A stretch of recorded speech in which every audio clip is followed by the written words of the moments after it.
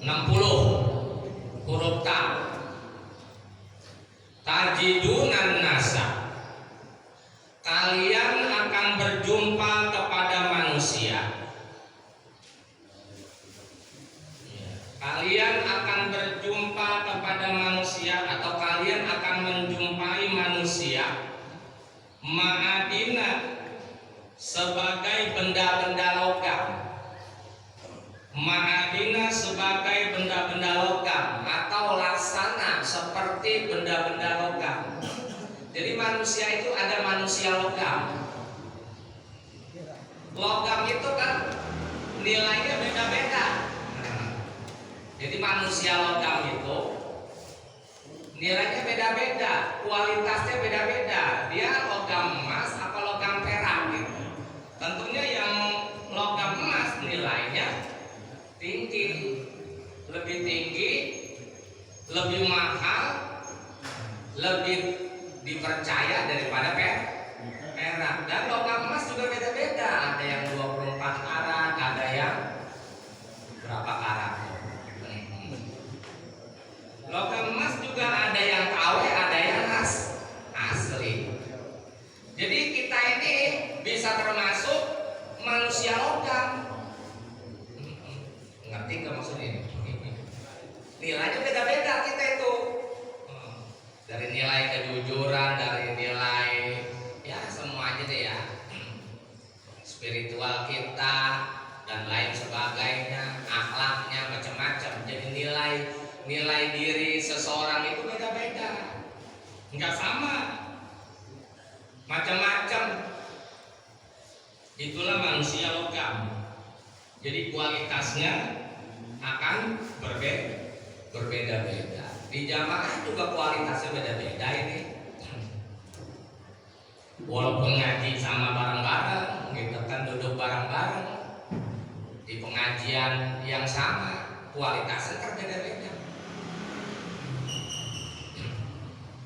Maka kita berusaha menjadi logam yang terbaik.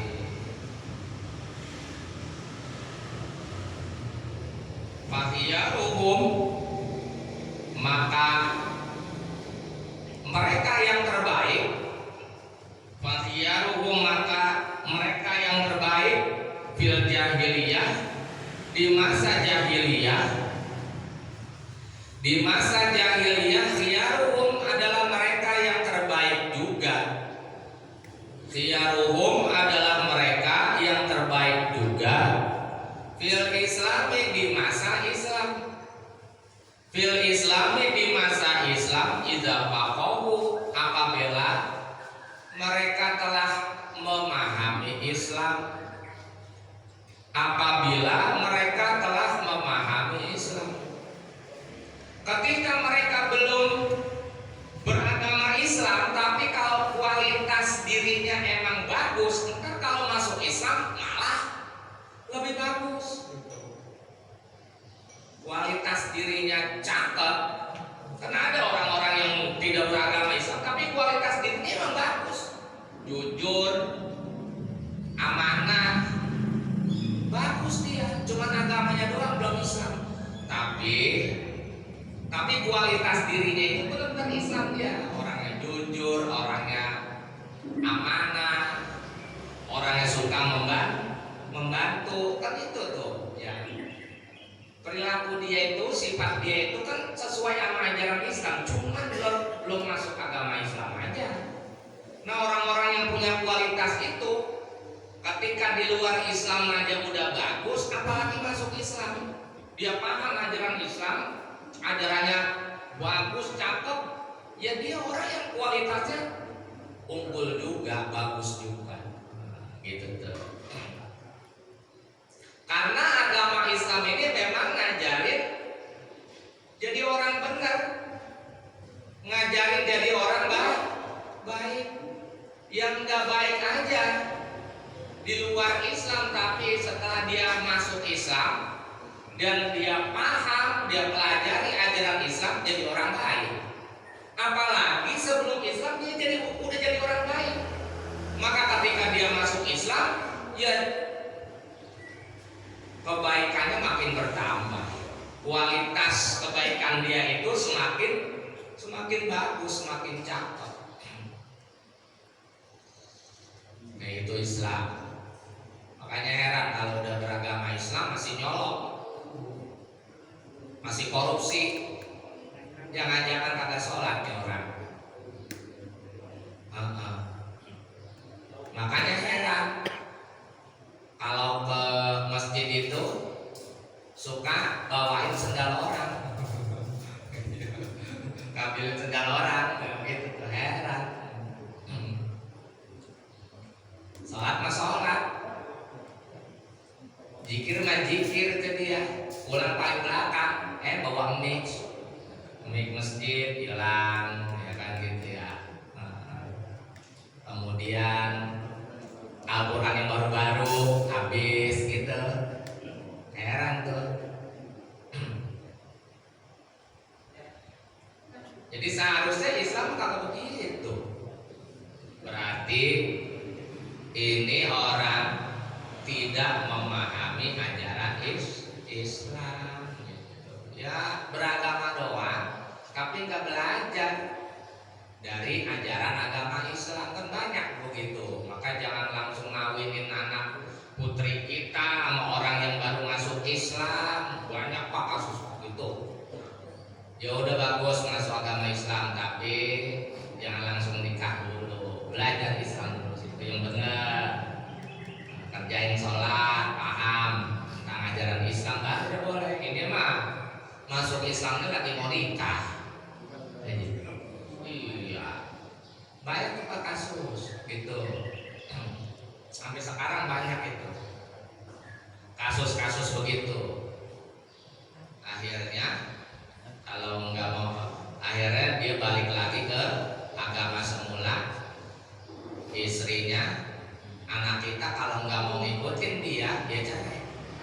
Orang perempuan kan pikiran pendek, pikiran yang penting cinta, nggak mikir jauh. Orang perempuan kalau udah cinta sama laki-laki, walaupun lakinya itu hitam, jelek, susah, buta perempuan, udah sama dia baik. Wah tuh udah jelek apa, masalah kagak rajin begitu, sama kerjaan gak ada rajin-rajinnya, bakalan susah itu. Tapi itu udah cinta banget begitu.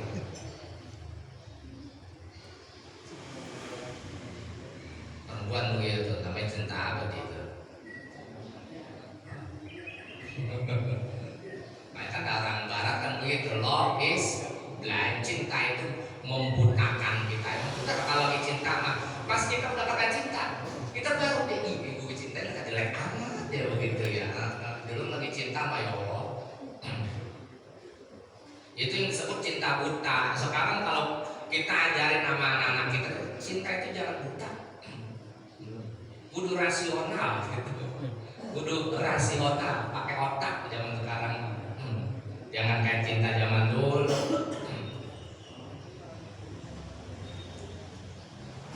Iya, akhirnya mikir ya udah dah, daripada cerai terus kita punya anak udah juga begitu kan. Akhirnya kita ngikutin anak, kita ngikutin suami dan menjadi seorang murtad gitu tuh. Wah celaka 12, kita punya keturunan murtad. Kan itu bertanggung jawab kita selaku bapaknya.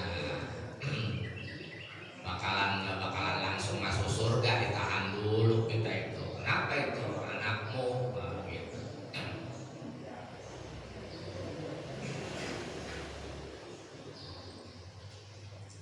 Watajiduna, dan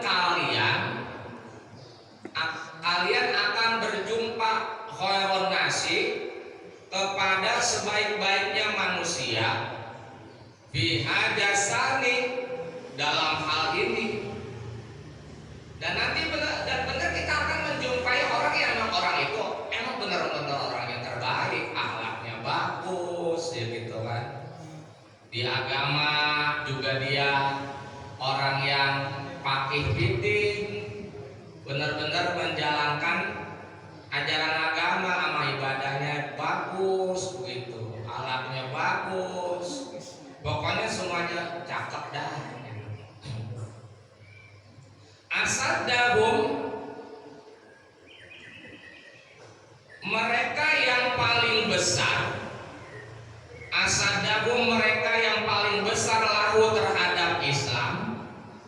Lahu terhadap Islam karahiyatan, kebenciannya. Kita akan menemukan seseorang yang sebelum masuk Islam benci banget sama Islam, gitu. Benci banget sama Islam dia. Tapi itulah manusia terbaik nanti, gitu. Setelah dia masuk Islam, sebelum masuk Islam dia sama Islam ya Allah. Orang yang paling nyebelin, orang yang paling melawan. Gitu kan? Umar bin Khattab memang sebelum Islam sama Islam kagak galak banget ya. Umar bin Khattab sebelum masuk Islam, jagoan di sono jawara dia. Siapa yang berani sama Umar bin Khattab? Sampai jin aja melihat bayangan Umar bin Khattab kabur, itu jin. Apalagi orang. Dan jin juga takut sama orang. Kalau kita ditakutin. Nah, kalau kita bukan orang yang ditakutin ya kita malah ditawain sama kuntilanak ya. Itu berarti jin gak takut sama kita. Kuntilanak aja tinggal ketawain kita yang kabur. Umar bin Khattab itu bukan main. Tapi setelah dia masuk Islam, dia itu orang terbaik. Padahal benci banget sama kita. Oh gitu. Kalau ada orang benci banget sama kita tuh di pengajian, ya biarin aja. Ntar kalau dia sadar, itu malah orang ntar sama kita itu yang bela-belain banget, gitu. Yang bela-belain banget, bela-belain pengajian kita malah tuh. Sekarang kalau ada misalnya begitu, ngapain sih lu ngaji-ngaji ikut sono begitu, bisa ngaji mendingan kita olahraga, main bulu tangkis, begitu kan ya. Mendingan kita bawa sepeda begitu. Orang mau ngaji, teman-teman mau ngaji, dicibir, didingirin, dihalang-halangin, gitu. Dekat-dekat Haji Hasan, gitu. Misalnya gitu tuh. Nah, tapi nanti kalau dia akhirnya udah ngikut, itu tuh orang yang bakalan malah belain banget yang begitu. Model orang begitu tuh biasa begitu. Contohnya seperti Umar bin Khattab. Qobla sebelum ayat Qafihi masuk ke dalam agama Islam. Itu tuh. Watajiduna, dan kalian akan berjumpa saronasi kepada seburuk-buruknya manusia yaumal kiamati, pada hari kiamat, indallahi, di hadapan Allah, jal wajhain, orang yang bermuka dua. Nah, jadi ada manusia logam, ada manusia bermuka dua. Kalau manusia logam ada yang bagus, ada yang kagak. Itu manusia logam. Tapi jangan menjadi manusia bermuka dua. Kalau orang bermuka dua di akhirat, orang paling terburuk itu alladzi, yaitu orang yang datang haulahi, kepada golongan tertentu, diwajhin, dengan satu wajah, dengan satu muka, wa haulahi, dan mendatangi golongan yang lain, diwajhin, dengan muka yang lain, dengan wajah yang lain. Jangan orang bermuka dua. Di kita baik-baik, tuh wajahnya tuh berarti wajah baik. Pas udah lagi nggak sama kita, dia itu emang yang jelek-jelekin kita. Itu orang berwajah dua atau bermuka dua. Orang yang punya sifat begitu, nanti udah setelah meninggal dunia orang paling terburuk itu. Karena di dunia aja dia nggak bisa dipercaya, apalagi di akhirat. Kata Allah, jadi begitu, jadi orang. Apalagi di akhirat, kata Allah, nggak bisa di sini mah. Kau akan menjadi manusia terburuk di kehidupan akhirat. Jadi jangan bermuka dua. Kita biasanya di dunia pekerjaan tuh banyak tuh yang pada bermuka dua. Lagi sama kita mah ngomongin atasan, begitu. Lagi sama kita ngomongin atasan, jelek-jelekin. Ya, begitu dah. Lagi dekat sama atasan mah kayak orang terbaik dia. Nurut begini begitu. Banyak tuh sekarang orang-orang begitu tuh. Jadi atasan juga kita udah tahu orang yang dipercaya atau orang yang bermuka dua.